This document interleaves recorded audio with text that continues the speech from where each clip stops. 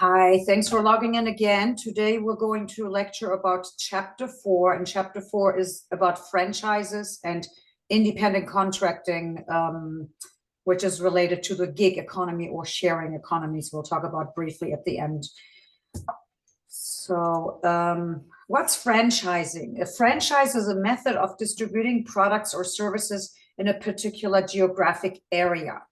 It helps companies to expand in areas that they wouldn't, through licensing agreements, through agreements with third parties, so they don't have to put out a lot of investment in starting a business in a new area. It's important to know that who the franchisor and who the franchisee is. The franchisor is a party that contracts or that licenses their business or their business model actually to a third party. A franchisee is the one who actually owns the individual location.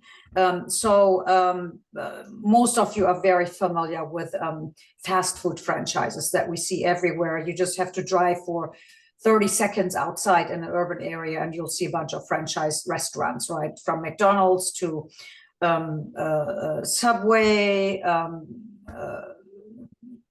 just so many. Burger King, Wendy's, a lot of them are hamburger places, but or sandwich shops, right?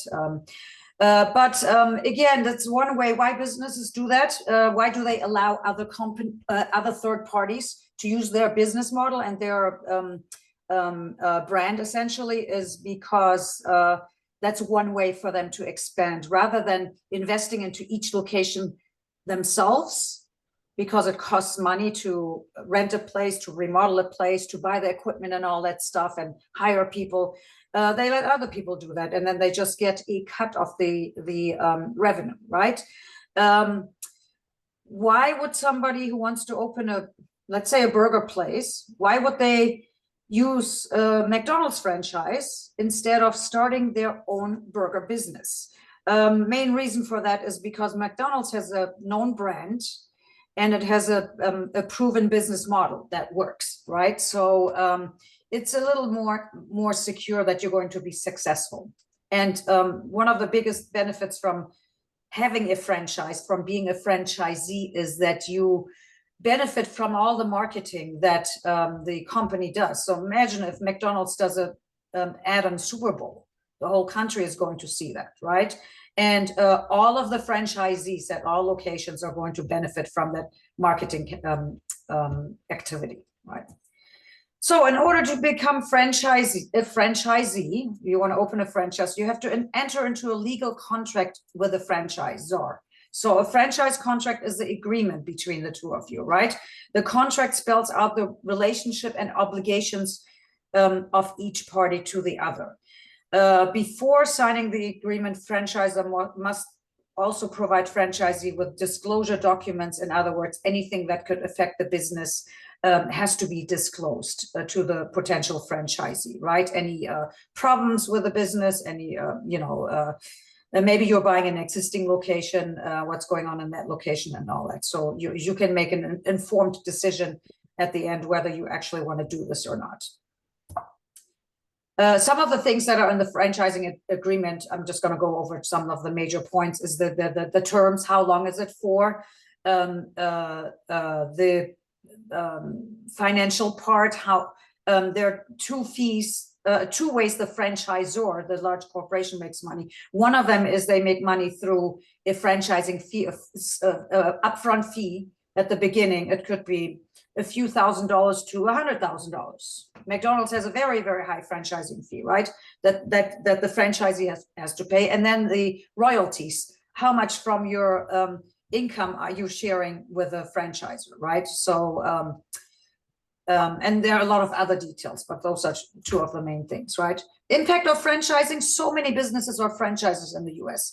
If we didn't have this franchising model, it would probably be harder for a lot of small businesses to start their operations and be successful, right? Here are just some numbers. I'm not going to read them to you, but you can see that they're quite significant in billions.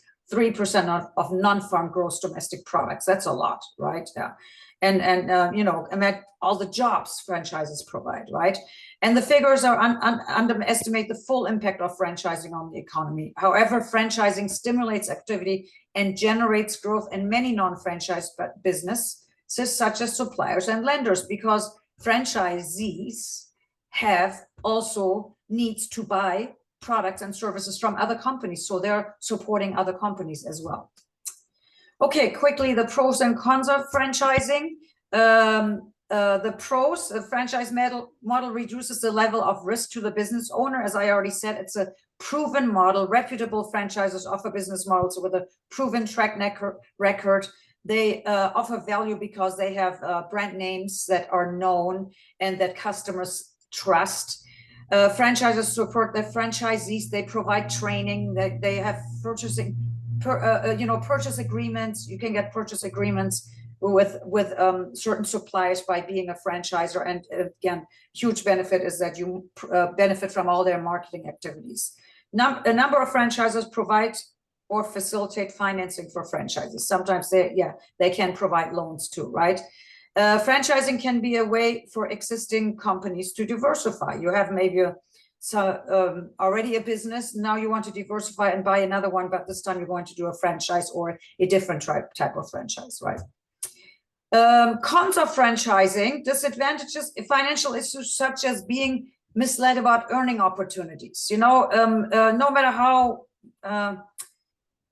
great it might sound, how great the franchisor talks about themselves and how successful you can be, you really don't know how successful you can be until you actually open doors and start operating your business for a while. Like churning means action by franchisors to void the contract of franchisees in order to sell the franchise to someone else to collect additional fees. So this is not a fair thing that franchisors may do, right? So they may just say, okay, we're not going to allow you to continue with this franchise anymore for some reason, and then they're just going to take that franchise away from you and sell it to somebody else, right? So that's something that is a risk, and that is not a favorable outcome, obviously, right?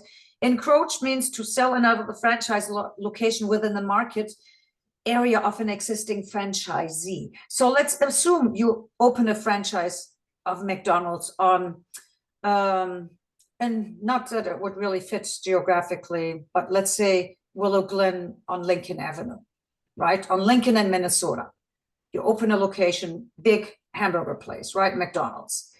And now all of a sudden McDonald's realizes, oh, there's a lot of demand for our burgers in Willow Glen. Let's open another one on the other side of the block, right? So now this other side of the block, this new location that somebody else is going to own is going to compete with you. It's kind of cannibalization, right?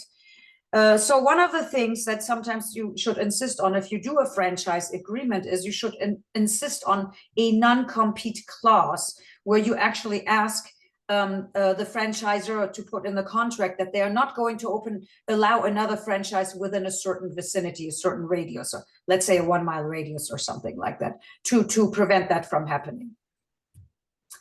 The cost of being franchisee: there's an initial franchising fee, many thousands of dollars or tens of thousands of dollars it can be, right?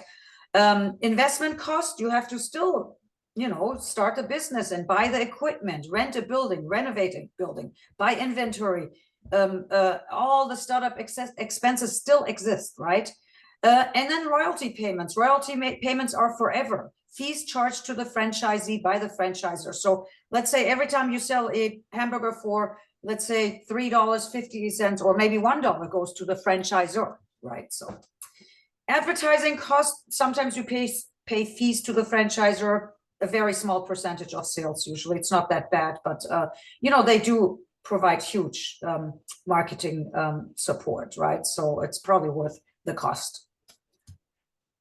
Selecting a franchise: both the franchise and the franchisor must fully assess the decision before they pursue it, right? The franchisee must identify a franchising company that they're interested in and do the investigation. The franchisor that is interested in expanding must address certain questions as well. For example, the franchisor should look at, is this location really a good location for us? is the franchisor trustworthy?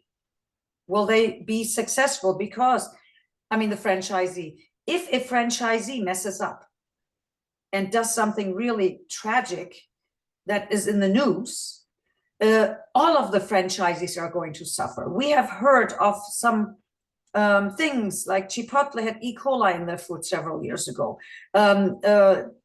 Maybe a decade ago or 10, 15 years ago, somebody died from eating hamburger at Jack in the Box, right? So all of the Jack in the Boxes in the country suffer. So, you know, they have to make sure they get compatible people to run the franchises, right? And they have to know and agree that there could be legal issues, and if there are any legal issues, they have to be made aware of, so they can deal with them appropriately, right? What do you do when you investigate potential franchises? Is the franchisor dedicated to the franchisee? You know, what do other franchisees say? Do they have a product and market quality goods and services, right? What are they selling? Is this something you even want to sell, right? Does the franchisor enjoy a favorable reputation? Do people talk nice about the franchisor? Are they known for good products or services? Does the franchisor have a good relationship with other franchisees? Do franchisees have a strong franchisee organization that has negotiating leverage with the franchisor?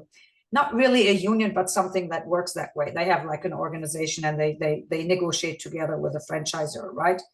And what about the earning history of the other franchises, right? You should hire independent third party, such as state and federal government agencies, international.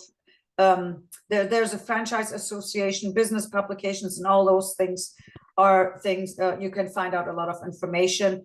And again, talk about to existing and previous franchisees. All right, that was it about franchises. The next topic is independent contracting in the gig and sharing economy. So a lot of us will work for other companies and will be employees and will be on payroll and get a paycheck and get benefits and get vacation days and save for retirement through the company and things like that, right? A lot of us will do maybe some of that for the beginning of our career, but then we can become independent contractors. Independent contractors, they still have to do some work, but they are not employed by the companies. They are essentially providing in service or well, in this case, really service labor, right? Is some kind of work or expertise, a service independently. So they are paid differently than employees. So a lot of employees, for example, are paid hourly, or you have regular work hours. Independent contractors usually are not paid hourly. They're paid by the job, right? Let's say you have to, you want to hire somebody to write you an app. You're a company that creates apps and they need somebody to write you a specific app. You can hire a software engineer to write you an app based on writing the app and not based on how many hours he or she spends on it, right?